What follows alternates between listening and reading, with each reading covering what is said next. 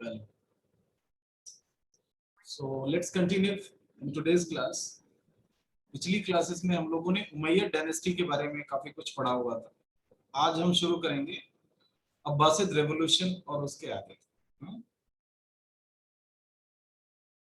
चलिए तो थोड़ा सा अब्बासिद रेवोल्यूशन के बारे में जानते हैं. सो अब्बासिड्स, they were the family descendants of Abbas. Abbas कौन थे? प्रॉफिट मोहम्मद के अंकल थे, उनके चाचा थे. तो उनके खानदान के जो भी लोग हुए वो अब्बासिड डायनेस्टी के कहे गए. डायनेस्टी समझते हो? वंश, खानदान, कुल,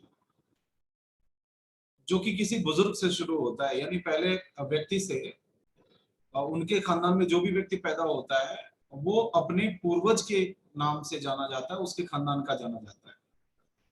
ठीक है. तो ये प्रॉफिट के चाचा हुआ करते थे, तो इस वजह से ये प्रॉफिट के खानदान के तो नहीं हुए, लेकिन हाँ क्लोज रिलेशन में आ गए. इस तरीके से ये अब्बासिड्स कहे गए. अब्बासिड्स अक्सर करके प्रो ईरानी कल्चर को प्रमोट करने वाले लोग थे. इनका बिलीव था कि उमैयद्स ने प्रॉफिट के द्वारा चलाए गए धर्म का बहुत नुकसान पहुंचाया है. Profit religion was based on equality. Prophet did not believe in pro-Arabic culture. Prophet did not give anybody the right to rule as per their wish. Prophet ने जो भी व्यक्ति इस्लाम धर्म को कबूल कर लिया उन सबको उन्होंने बराबर रख दिया था. जबकि उमैयद्स ने क्या कर दिया था कि वो बाकी जगहों पर जहां वो शासन करते थे वहां के लोगों को कभी भी गवर्नर नहीं बनने देते थे, किसी को बड़े पोस्ट पे आने नहीं देते थे. वो प्रो अरेबिक कल्चर को ही प्रमोट कर रहे थे. इस वजह से जो नॉन अरेबिक्स थे, जिनमें से खुरासान वाले थे, ईरान वाले थे, या और भी जगहों के लोग थे, वो बहुत नाराज थे. इवन कुछ एक तो अरबी लोग भी नाराज थे. क्यों? क्योंकि कुछ एक अरेबियंस जो जाकर के खुरासान में बसे हुए थे, उमैयद्स ने यानी मुआविया ने ये कह के रखा हुआ था कि इन लोगों से भी टैक्स नहीं लिया जाएगा, बाकी जितने मुस्लिम हैं सबसे टैक्स लगेगा, लेकिन जो अरबी मुस्लिम होंगे उनसे टैक्स नहीं लगेगा. लेकिन स्थिति ऐसी हो गई कि उसके वंशजों ने सभी से टैक्स लेना शुरू किया. इवन अरेबियन से भी लेना शुरू किया जो अलग जगहों पर बसे हुए थे. केवल मक्का और उसके आसपास के लोगों से टैक्स नहीं लिया जाता था. तो इस तरीके से मक्का वासियों से और बाकी मुसलमानों के बीच में जो भेदभाव शुरू हुआ, इससे नाराज होकर के बहुत सारे लोगों ने अब्बासियों का साथ दिया कि ये उमैयद्स को हटाया जाए. इनका रूल जो है वो भेदभाव पर आधारित है. They are not the proper rulers. ठीक है.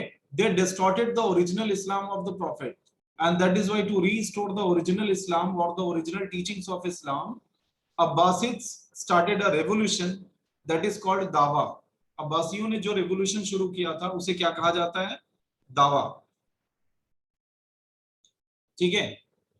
इसमें ज्यादातर लोग कौन थे? ज्यादातर खुरासान के लोग थे. ठीक है. खुरासान में रहने वाले जो मुसलमान थे उनको मवाली कहा जाता था. अब आप सोचो कि मवाली क्या होता है? मवाली वो होते हैं जो नॉन अरेबिक्स हैं, जो अरेबियन कल्चर को नहीं मानते हैं, मिक्स्ड अरब और ईरानी पॉपुलेशन है. इस तरह के लोग मवाली कहे गए. तो ये मवाली थे जो बहुत ज्यादा इकट्ठा हो गए थे और उन्होंने दावा शुरू किया, उन्होंने एक रिवोल्ट शुरू किया. ठीक है. The civilian Arabs of Khorasan disliked the Umayyad regime for having made promise of tax concession and privileges but never fulfilled. Khorasan में रहने वाले अरबी लोग भी उमैयद्स के खिलाफ थे क्योंकि उनसे वायदा किया गया था कि टैक्स में कंसेशन मिलेगा और भी प्रिविलेजेस मिलेंगे, बट ये वादे सिर्फ वादे रह गए, पूरे नहीं हुए. तो इस तरह से एक बड़ा सा ऑर्गेनाइजेशन चला, एक बड़ा मूवमेंट चला जिसे दावा कहा जाता है. और इस दावा का उद्देश्य क्या था? उमैयद्स की डायनेस्टी को उखाड़ फेंकना, उमैयद्स के रूल के स्थान पे अब्बासियों का शासन ले आना, अबू अब्बास का शासन ले आना. और अबू अब्बास का जो सेनापति था वो था अबू मुस्लिम. ठीक है. ये भी एक ईरानी स्लेव था जिसने उमैयद, अंतिम उमैयद खलीफा जिसका नाम था मारवान, उसे हराया रिवर जाब के किनारे और उसके बाद कब्जा कर लिया, काबिज कर लिया. और अगला खलीफा अबू अब्बास को बनाया गया. तो इस तरह के से आप कह सकते हो कि अब्बासिद रेवोल्यूशन 750 में अपने ड्रीम को फुलफिल करने में कामयाब हो गए। अब बात आती है कि अब्बासियों ने फिर क्या किया होगा। जाहिर सी बात है, अब्बासी आए क्यों थे? ये उमैयद को हटाने के लिए आए थे।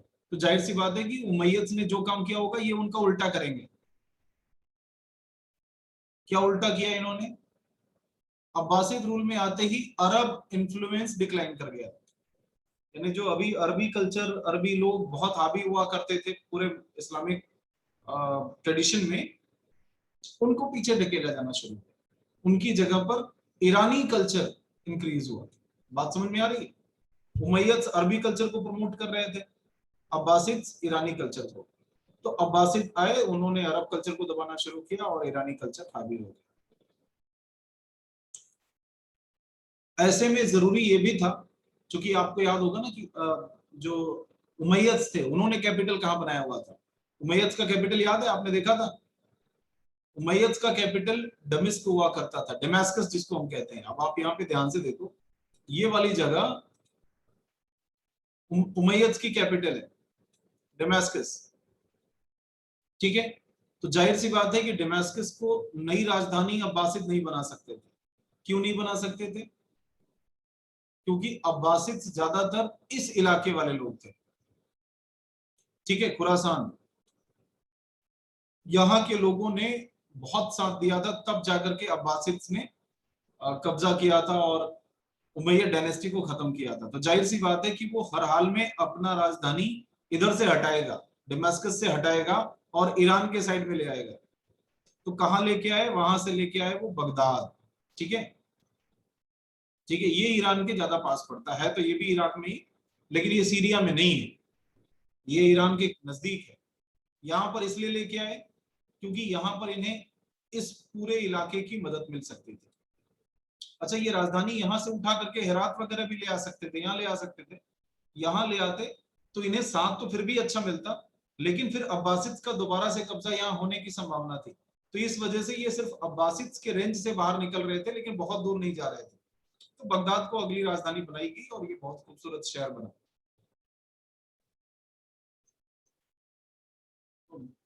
अब्बासिद का पहला काम यही हुआ कि उन्होंने कैपिटल ट्रांसफर किया, ठीक उसी तरह से जैसे कि पहला काम जब हम बात करते हैं उमैयद की, तो उन्होंने भी यही किया था।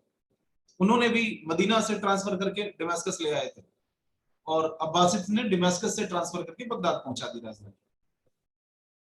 ठीक है, तो ये इनका पहला काम हुआ, Damascus, from Damascus to Baghdad, transfer of capital.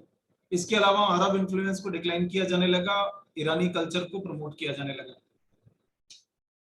Bureaucracy वो organize on non tribal basis. Non tribal basis समझते हो ये क्या होता है?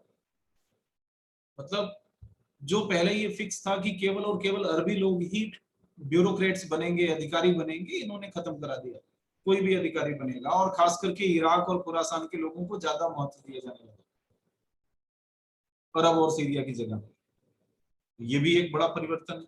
Abbasid rule strengthen the religious status and functioning of the caliphate and patronize Islamic institution and scholars. अब्बासियों का rule थोड़ा सा इसलिए भी जाना जाता है कि इन्होंने सिर्फ लड़ाइयां नहीं लड़ी, सिर्फ इन्होंने टेरिटोरियल एक्सपेंशन नहीं किया, बल्कि इन्होंने नॉलेज के मामले में, इंस्टीट्यूशन के मामले में, जो है पढ़ाई लिखाई और कल्चर के डेवलपमेंट के मामले में भी बहुत सारा कुछ काम किया था।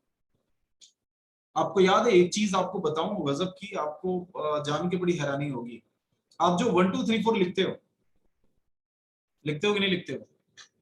ये इस तरह से आपने जो भी आप संख्याएं लिखते हो, 1 2 3 4, ये सारी संख्याएं, पता है इनको क्या कहा जाता है? इनको यूरोप में कहा जाता है अरेबिक न्यूमरल्स। क्या कहा जाता था? अरेबिक न्यूमरल्स, मतलब अरबी संख्याएं। तो ये सब अरबी संख्याएं कही जाती हैं। कहां पे? यूरोप में। क्यों? क्योंकि यूरोप वालों ने यही संख्या उनसे सीखी थी और ये संख्या बहुत अच्छी संख्या है। ये नंबर सिस्टम यूरोपियंस को नहीं पता था। अब आप सोचोगे फिर यूरोपियंस को क्या पता था? पागल थे वो सबके सब, उनको कुछ नहीं पता था।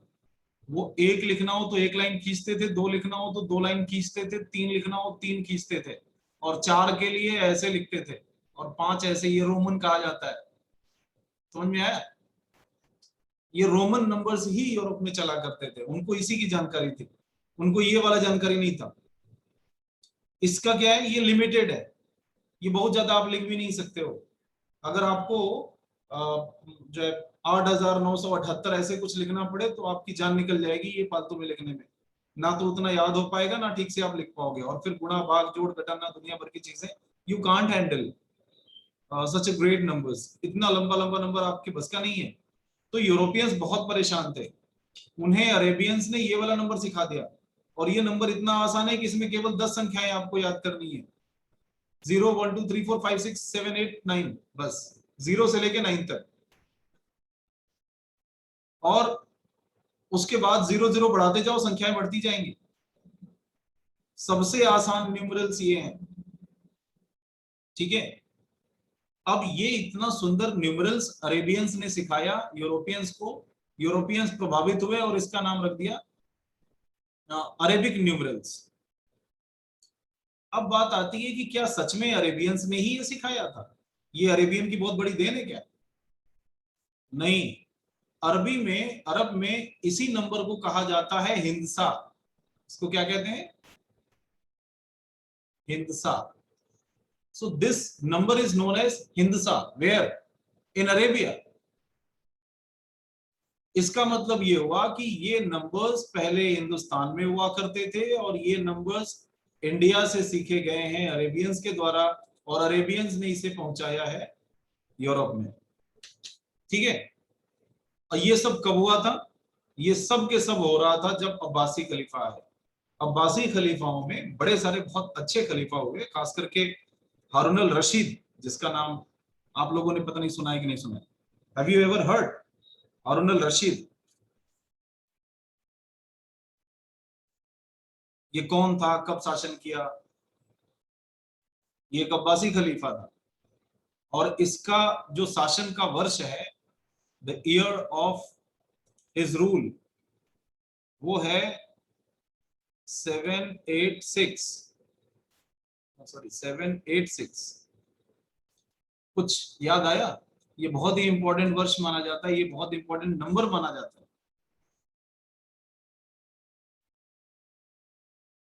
इस्लाम में। इसी इसी वर्ष में इसने शासन शुरू किया था, 800 समथिंग इसका शासन था। और इसने हिंदुस्तान से प्रत्येक ग्रंथ, जो उस दौर के बहुत बड़े ग्रंथ हुआ करते थे, संस्कृत स्क्रिप्चर्स होते थे, उनका ट्रांसलेशन करवाया था इसने अरबी में।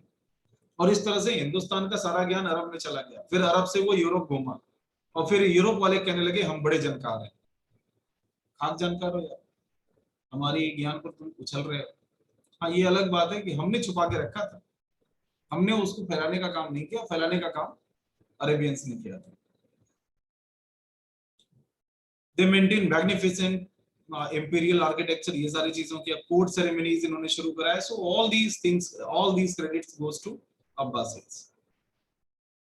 अब बात आता है कि फिर अब्बासियों ने जब अगर इतना बढ़िया बढ़िया काम किया था, तो फिर अब्बासी कैसे खत्म हो गए, या इनका सल्तनत कैसे खत्म होना शुरू हुआ, या यूं कह लो कि इनका इनका जो खलीफाई है वो कैसे खत्म हुआ। तो यहाँ पर हम देखेंगे कि 810 तक मामला ठीक ठीक चला। 810 मतलब 786 में आपने पढ़ा ना अभी, हारून अल रशीद, ये नाम लिखा हुआ है। हारून अल रशीद साहब ये बड़े अच्छे शासक थे, बहुत ताकतवर थे, और बहुत ही इन्होंने काम भी अच्छा किया था। इन्होंने जो है बैतुल हिकमा एक स्थापित किया था, जो स्क्रिप्टोरियम था एक तरीके से, जहां पर ढेर सारी किताबों का ट्रांसलेशन होता था। विद्वानों का बहुत ये आदर करने वाले व्यक्ति थे। इनके टाइम में बड़े सारे विद्वान पहुंचे, हिंदुस्तान से भी गए थे और भी जगहों से गए थे इनके यहाँ। तो इनके टाइम में मेडिसिन साइंस में, केमिस्ट्री में, जो है एस्ट्रोनॉमी में, एस्ट्रोलॉजी में, इन सारी चीजों में बहुत सारी प्रगति हुई थी। तो अरेबिया का आप कह सकते हो कि गोल्डन पीरियड था हारून अल रशीद के टाइम में। आर्किटेक्चर इस दौर में बहुत सारे बनाए गए थे, इतने खूबसूरत महल बनाए गए, इतने बढ़िया बढ़िया मस्जिद बनाए गए इनके टाइम में। वो सारा कुछ अपने जमाने का गोल्डन पीरियड था। लेकिन इनके मरते ही इन द ईयर 810 एक सिविल वॉर शुरू हो गया इनके दो बेटों में। इनके दो बेटे कौन कौन से थे? आमिन और मामून। ठीक है, अल आमिन अल मामून, इन दोनों के बीच में लड़ाई शुरू हो गई। और दोनों लड़ाई जीतने के लिए क्या करना शुरू किए? तुर्की स्लेव्स इकट्ठा करना शुरू किए। वो अपने साइड में ज्यादा तुर्की स्लेव्स रख रहा है, वो अपने साइड में रख रहा है दोनों, ताकि हम जीत जाए। इन दोनों की लड़ाइयों में असली फायदा इन्हीं तुर्की स्लेव्स का हुआ। ठीक है, अक्सर करके इन्हीं तुर्की स्लेव्स को अल मामून और अल मोमिन ने, आमिन ने बहुत सारे पद, पैसे, प्रतिष्ठा ये सब देना शुरू किया। इनकी आपस की लड़ाई की वजह से a number of minor dynasties rose, such as Tahirids and Samanids in Khurasan and Traxoxiana, then Tulunids in Egypt and Syria. इस तरीके से अलग अलग जगह पे अलग अलग छोटे छोटे डायनेस्टीज ने अपना शासन शुरू कर दिया। और जो ये सेंट्रल अथॉरिटी इस्लाम की थी वो अब खत्म होने लगी। ठीक है, 945 तक आते आते बुइत्स आ गए। बुइत्स कौन थे? ये भी शिया क्लैन के थे, और इन्होंने ईरान पर कब्जा कर लिया, बगदाद पे अपनी राजधानी बना ली। अब्बासी खलीफा अब केवल नाम मात्र के बचे हुए थे। ऐसा क्यों कह रहा हूं नाम मात्र के बचे थे? क्योंकि हर इलाके में जो है अब्बासी खलीफा केवल सिंबॉलिक हेड बचे थे सुन्नी सब्जेक्ट्स के, बाकी हर तरफ इनके शिया आ गए थे।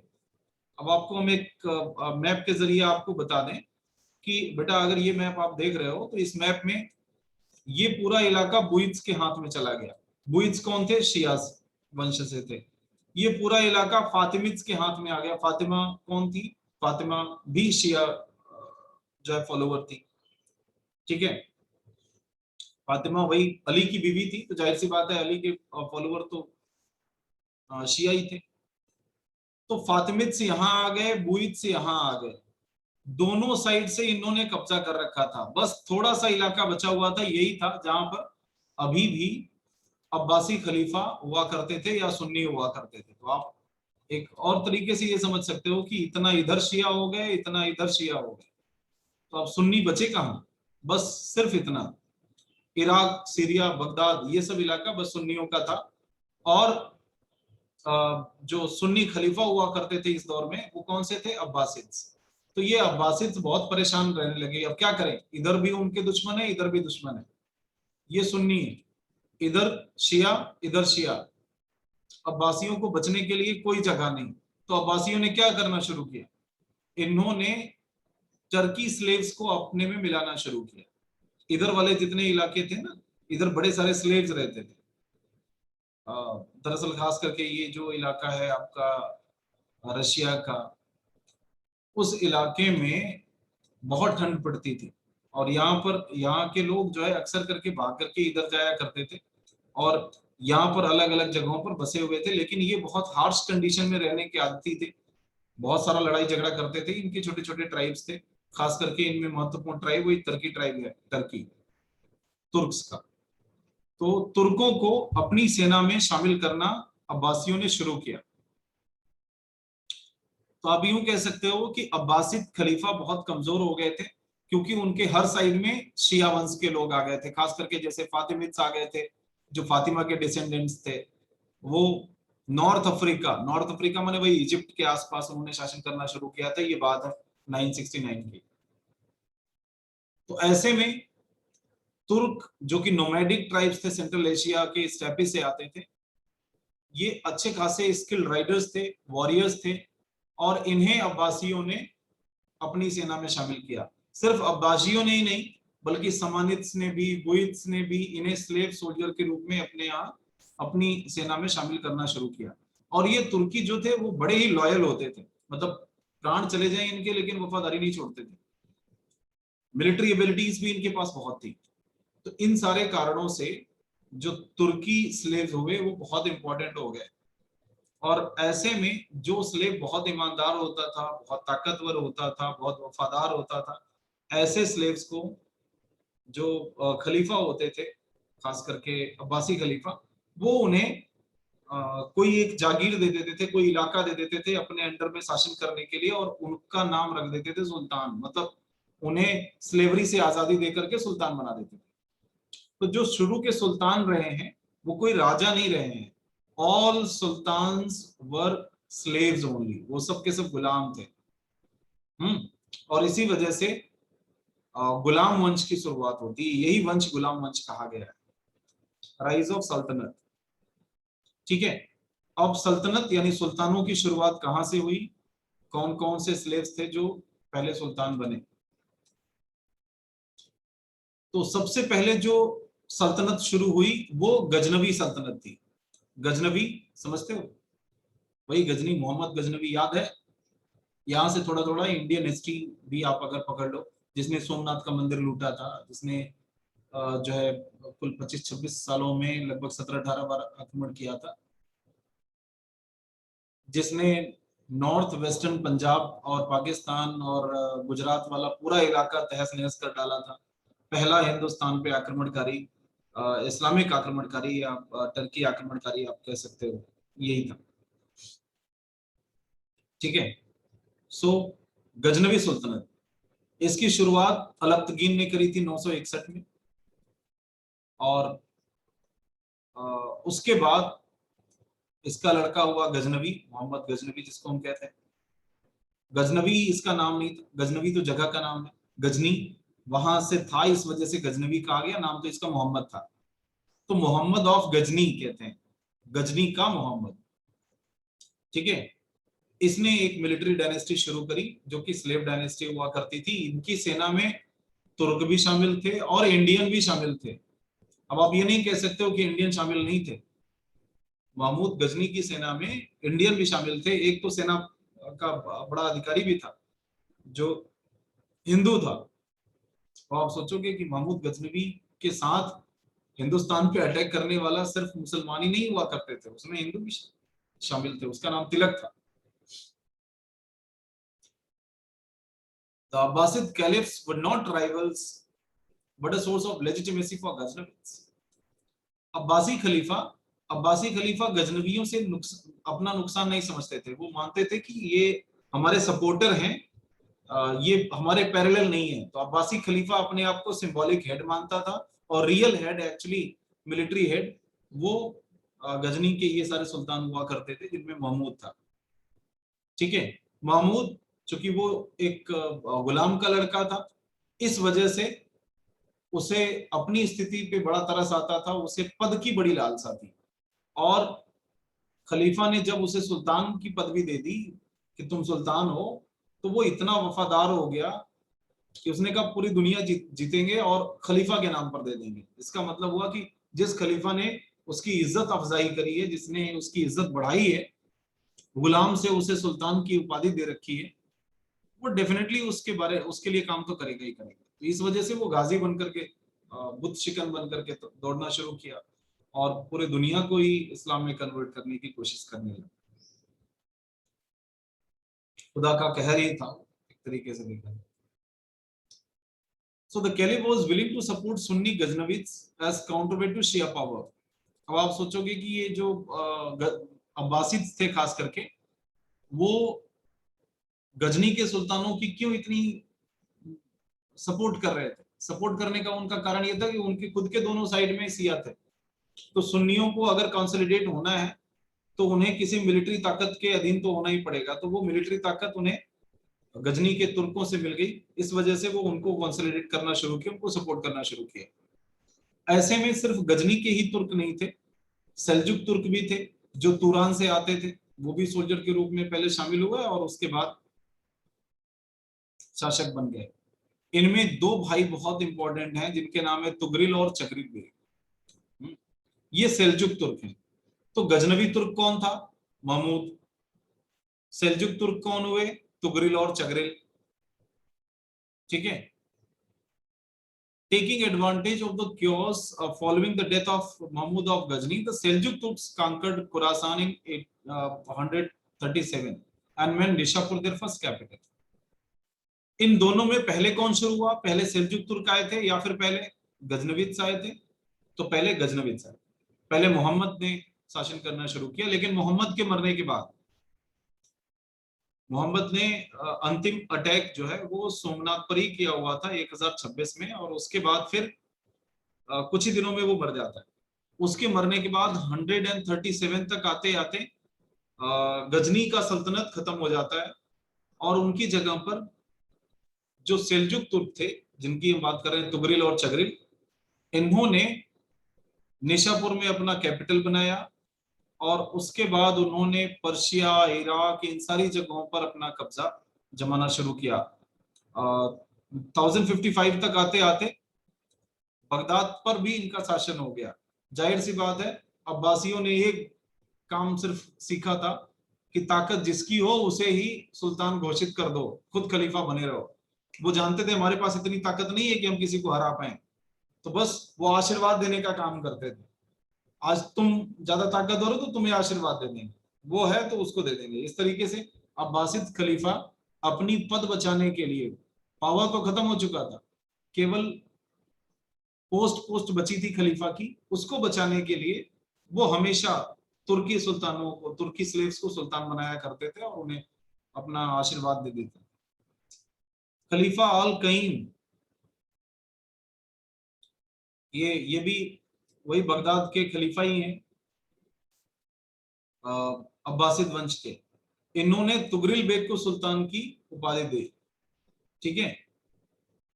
और साथ में इन्होंने एक डिफरेंस भी कर दिया कि आज के बाद से खलीफा वो रिलीजियस हेड रहेगा, और सुल्तान जो होंगे वो होंगे पॉलिटिकल हेड।